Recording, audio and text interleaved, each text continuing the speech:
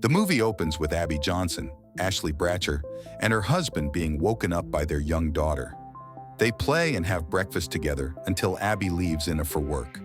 When she arrives at the clinic she works at, she narrates that people ask her if she was genuinely naive and that people do not like her answer when she says yes. She explains that her story is messy and the camera reveals the clinic she works at is Planned Parenthood. Abby is in her office when a co-worker asks her to come help in the back room. Abby narrates that she has worked there for 8 years and has never been asked to help out the surgical team with an abortion. When she enters the procedure room, the doctor asks her to hold an ultrasound probe to the woman on the operating table. They determine it is a 13-weeker, and a nurse holds the woman down, who appears distressed. Abby, watching the screen, says the fetus moved away from the catheter. The doctor continues the procedure and turns a vacuum device on, and Abby becomes upset and teary-eyed as she watches the fetus get sucked out on the ultrasound screen. Abby runs out and cries in the bathroom. Abby in voiceover says that this is her story, and it cuts to a flashback of her in college. She meets a woman running a Planned Parenthood booth at a job fair. She explains to Abby that their clinic is essential to their clients for birth control or abortions if needed. Abby says her family is against abortion, so she is as well. The woman explains their main goal is to make abortions rarer, to help with birth control, so abortions aren't needed. Abby agrees to sign up to help, but narrates that she did not want to tell her mother because she would not understand. Abby drives around protesters for her first day of volunteering as a patient escort and is nervous. She is greeted by another volunteer escort named Summer, who explains the job is helping women into the clinic and distracting them from the yelling protesters. Summer introduces Abby to the clinic director, Cheryl. Abby asks her if all the women they are escorting are having abortions, and Cheryl explains Saturday is the only day they offer abortions and that the protesters outside are from the Coalition for Life, who are out to shut them down. They are interrupted when their first patient pulls up, a young woman who is being harassed by a protester behind the fence. Abby handles the next client who is being talked to by a calmer protester attempting to talk the client out of an abortion, and Abby tells the protester off. Abby and Summer do not reach the next client before a protester starts speaking to her about other options. At the end of the day, while Abby is going to her car, a protester named Marilisa asks her why she volunteered. Abby says she is just trying it out. Marilisa asks her if she knows they perform abortions, and Abby says yes, and reveals that she has had an abortion and thinks other women should have the same opportunity to get one if they need it. Cheryl comes out and tells Marilisa to leave Abby alone, and they both leave. Driving away, Abby narrates to explain her past. We see a flashback of her moving into an apartment. She narrates that she became a party girl in college, started dating an older man named Mark who lived in her building, and she soon became pregnant. Mark suggests she take care of it, and he drops her off alone to get an abortion. Abby says she has few memories of what happened, just that it hurt, and the other patients around her were dazed and sad like her. Afterward, she says she just locked what happened away in her mind but didn't stop making bad decisions. It then cuts to Abby marrying Mark to please her parents, but her father is still clearly unhappy with it. She says after 1 year Mark left her and she filed for divorce, but soon found she was pregnant by him again.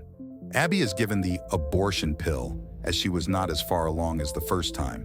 She says they explained it well and it sounded better than her first experience. Abby narrates that she took the pills as instructed, expected some bleeding but woke up from a nap in great pain.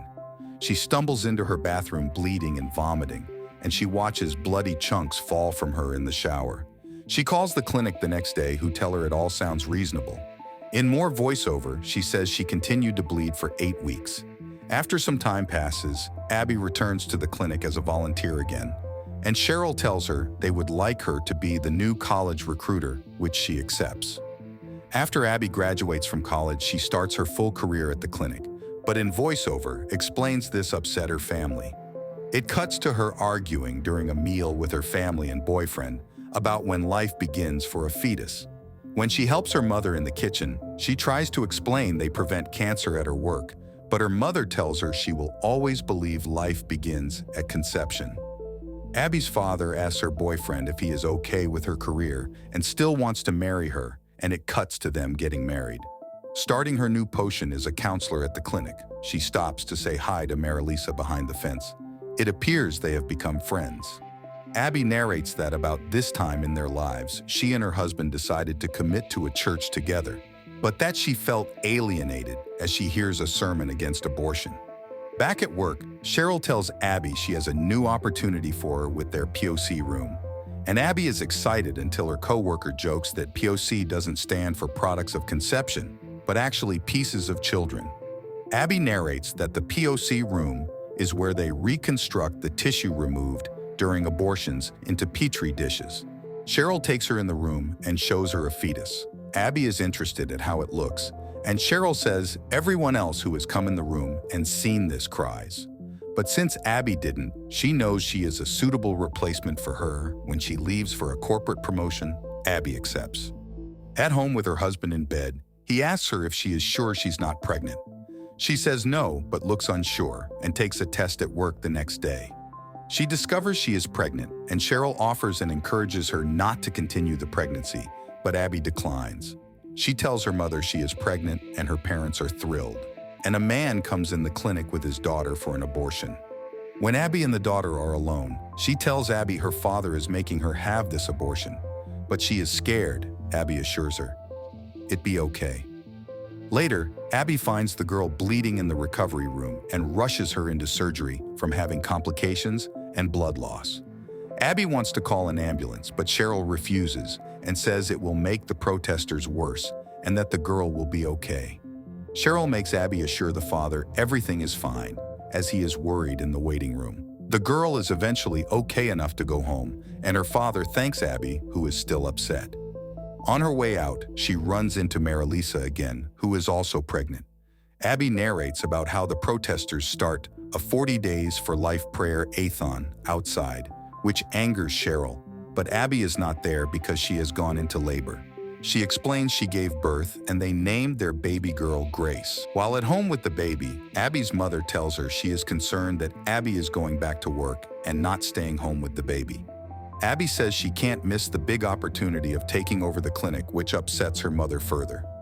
Later that night, Abby tells her husband that she believes if she gets the job, it will prove God wants her to have it. And in voiceover, she says she got the job the very next day. In her first meeting with the staff as the boss, she says she wants them to be nicer to the protesters, and she is informed they have been filming outside recently. Abby goes to speak with their leader, Sean, and tells them to stop recording, but they refuse. Abby goes back in and turns the sprinklers on them.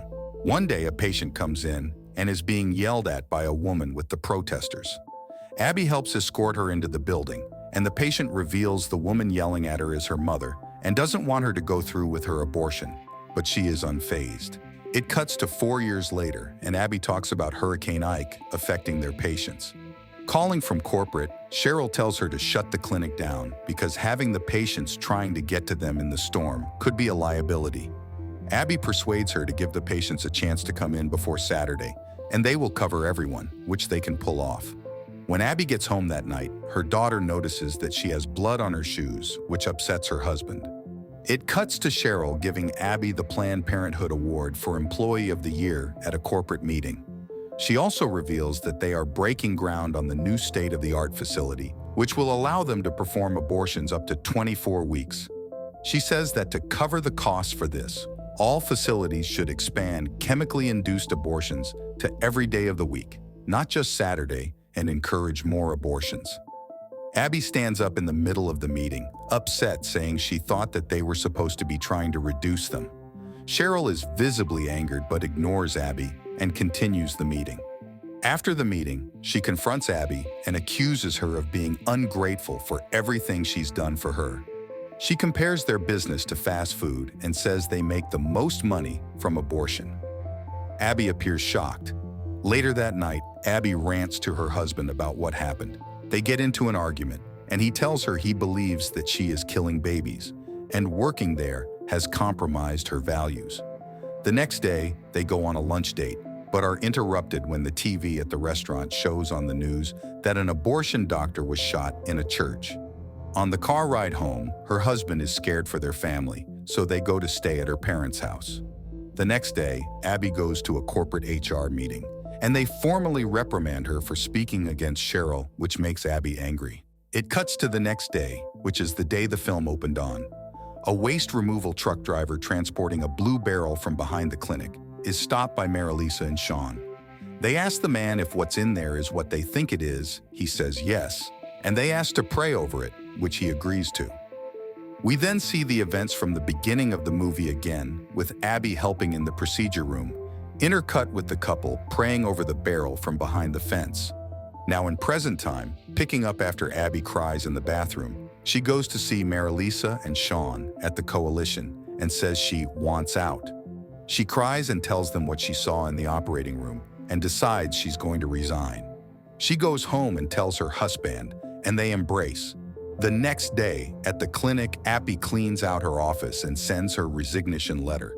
She calls her mother and tells her that she resigned, and her mother and father are pleased and say that they have been waiting for years for her to do this. Later that night, Abby's husband wakes up and sees that she's not in bed. He finds her crying downstairs. She is upset by how many abortions that she has helped happen at her clinic, and she feels guilty. Her husband tells her that all she can do is say she's sorry and beg for forgiveness, and God will forgive her.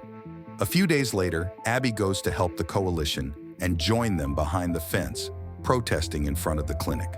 She gets a patient to talk with her and convinces her not to get an abortion. When the client drives away, Cheryl comes up to her at the fence and tells her they have more financial power than the coalition, and they consider her an enemy now. Sometime later, Abby and Sean meet and discuss how they are being sued by Planned Parenthood, and they need to get a lawyer. The next day, they meet with a famous billboard lawyer.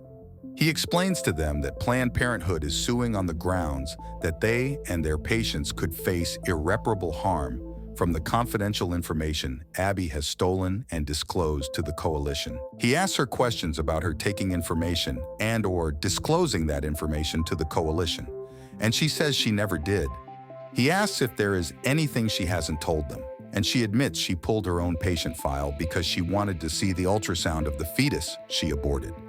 The lawyer is confident Planned Parenthood's case is very weak, but Abby is still nervous, and he tells her the most powerful words they can use in court are "prove it." Cut to Abby and her family walking into the courthouse, and Cheryl is outside talking to the press about serving justice, and Abby's lawyer tells her she can't say anything to her because she's under a restraining order. Cheryl approaches Abby outside the courtroom and makes fun of her for hiring a billboard lawyer. In voiceover, Abby says, "This is real life, not a movie, and things don't go as you expect," and it cuts to her mother running from the courtroom crying. But it is a misdirect as her husband walks out and says they won. Abby narrates that she was found innocent. Cheryl approaches Abby again and tells her this isn't over, and Abby's lawyer makes fun of Cheryl for losing. Sometime after the trial, she gets a call from Sean to tell her that the clinic she ran is closing, and it eventually shut its doors in 2013. They then show the coalition celebrating as they rip the sign down. Abby makes a speech to them about her mistakes and vows, never to forget the lives that were lost in the building, and asks them to place roses at the gate for them. She cries and says she is sorry to the 2 roses she put up for her 2 abortions, and she says she will see them again in heaven, and she walks away with her family. The film ends with the title card and a statement explaining the film was created without the permission or cooperation of Planned Parenthood and is in no way affiliated with them. And a second statement says anyone who needs to speak about the issue should text the coalition.